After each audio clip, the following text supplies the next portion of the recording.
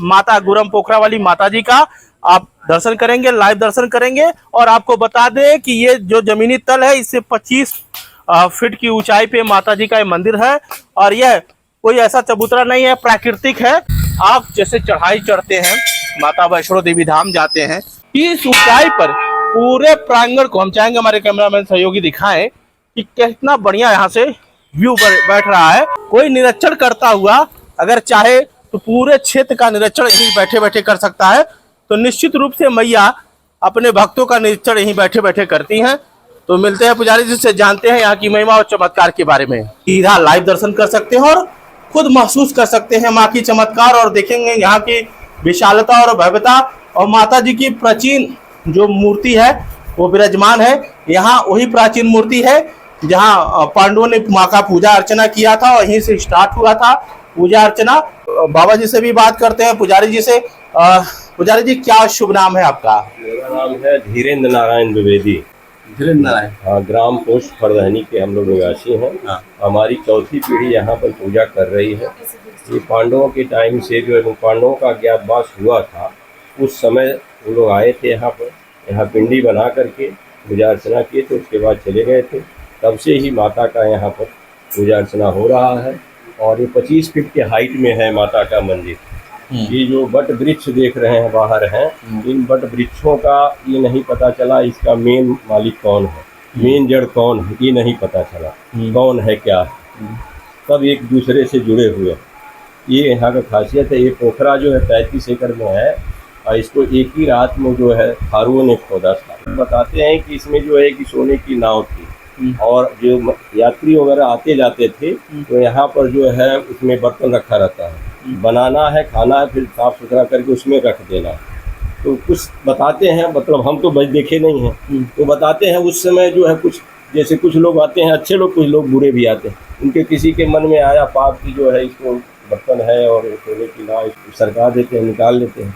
तो वो लोग अंधे हो गए। उसके बाद में वो जा करके वहीं पर वो जो बताते हैं उसी के सामने बहुत गहरा है, वहाँ पर जो है वो समा गई है। अच्छा, हाँ, उस टाइम से तब से तो दिखाई गई है। तो अभी आपके देख, हाँ जी, और कभी भी कितना भी सूखा पड़ जाए पोखरा यहाँ पर इस एरिया में नहीं सूखता है।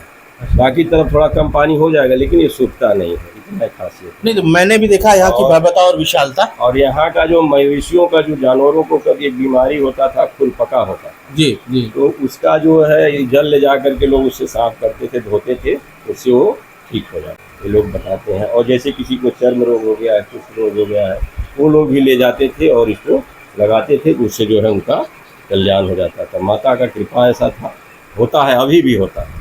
और जो इनसे श्रद्धा से जो कुछ मांगता है, इनका मेन प्रसाद है पूड़ी, और जो आटे का हलवा बनता है, लपसी बोलते हैं, वही इनका मेन प्रसाद है, वही चढ़ता है यहाँ। अच्छा, हाँ, यही है इनकी खासियत। तो मैया को अगर आप भी पूजा अर्चना करना चाहते हैं, पूरी और लपसी, पूरी लपसी जो है और हलवा जिसे कहते हैं हम लोग, यहाँ पूर्वांचली में लपसी बोला जाता है, लपसी माता जी को चढ़ाया जाता है और मांगी हुई मुरादें पूरी होती है। तो हम भक्त भी आए हैं दर्शन करने के लिए, उनसे भी जानते हैं कि भैया कब से आ रहे हैं और क्या आपकी मान्यताएं थी, क्या पूरी हुई? शादी के 3-4-5 महीने तक बच्चे नहीं हो रहे थे, तो मेरी पत्नी बोली कि माता जी मेरी गोद भर दीजिए। तो उसके बाद आपको तो माता ने लाल दिया है, एक लाल को लाल मिला है, अभी आपकी वाइफ है। तो आपने माता जी को क्या ऐसा कहा कि माता जी आपकी मुरादें सुन ली? हम लोग तो बहुत मानते हैं माता जी को। हाँ, बहुत श्रद्धा से। ये हमारे कुल की हैं माता जी, इसलिए कुल देवी हैं। हाँ, इसलिए हम लोग बहुत पूजते हैं, बहुत मानते हैं और बहुत श्रद्धा भाव से यहाँ आते हैं। तो निश्चित रूप से माँ ने लाल दिया था, तो और ये कुल देवी है। आप कहाँ से हैं भैया? ये हमारे ग्राम प्रधान। अच्छा, ग्राम प्रधान जी हैं, प्रधान के भाई। अच्छा, तो कब से यहाँ पूजा अर्चना चले, क्या महिमा है, कुछ बताइए। पता नहीं, किसी को पता नहीं कब से पूजा अर्चना चल रही है। आदि अनाथ काल से चले आते हैं। अभी तो नवरात्रे चल रहा है, 9 देवी की पूजा हो रही है, आभे माँ रूपा है। तो माँ ने आपके जीवन में ऐसा क्या कर दिया कि आप यहाँ आई? श्रद्धा है माँ की, आते हैं यहाँ पे। पीपीगंज में बहुत मानी हुई माता हैं। मंदिर बहुत भव्य है। हमारे पिताजी यहाँ के मुख्य पुजारी थे, वही यहाँ पे पूजा पाठ करते थे। मंदिर सायंकालीन सवेरे प्रातःकालीन 3:30 से 4 बजे के मंदिर खुल जाता है, और हम लोग 9 दिन यहीं पे रात्रि विश्राम करते हैं। यहीं से मंदिर पूजा होती है। यहाँ पर कुष्ठ रोग ठीक हुआ है जी तुर्कोलिया के एक यादव जी हैं, जी उनके कुष्ठ रोग ठीक हुए हैं।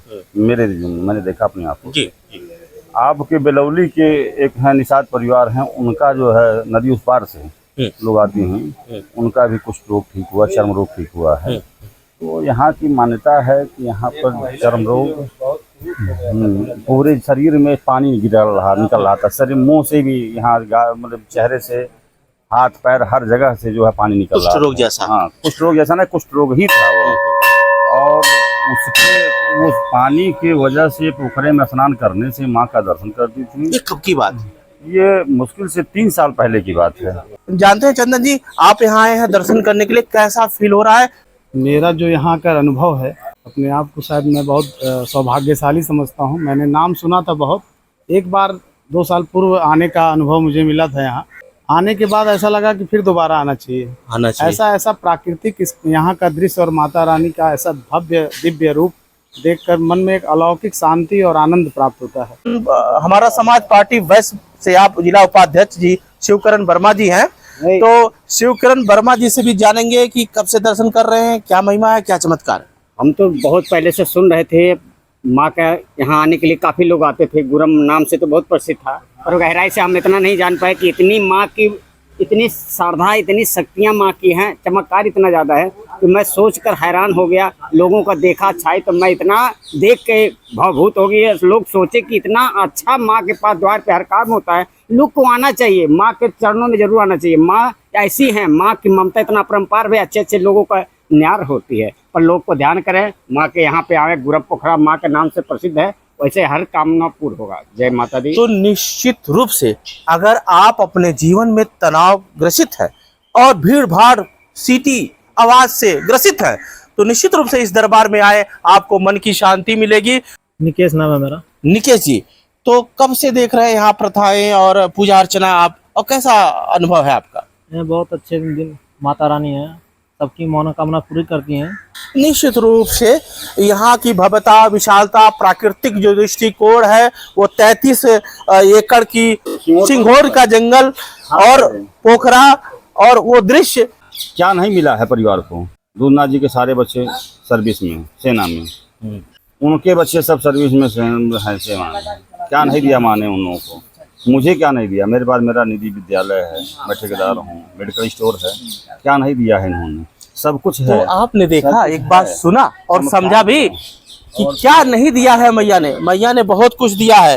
तो आप तो पुजारी हैं, आपको मैया ने दिया है, और किसको किसको मैया ने दिया? हमारे पिताजी यहाँ के पुजारी थे।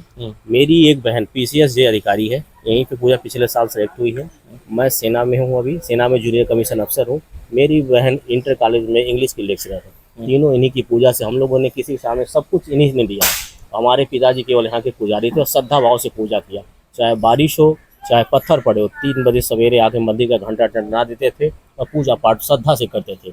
और अभी उनका देहांत हुआ है। अभी लोग उनके साथ ऐसे ऐसे लोग जुड़े हुए श्रद्धा से, जब यह मंदिर बहुत ही पुराना था। तो माता का चमत्कार आप देख रहे थे और सुन रहे थे। और निश्चित रूप से अगर आपको इसको महसूस करना है तो उसके लिए आपको गोरखपुर जनपद के पीपीगंज से महज 6 किलोमीटर की दूरी पर गुरम पोखरा स्थित माता समधी के स्थान पर आना होगा। तो बने रहे पूर्वांचल नेटवर्क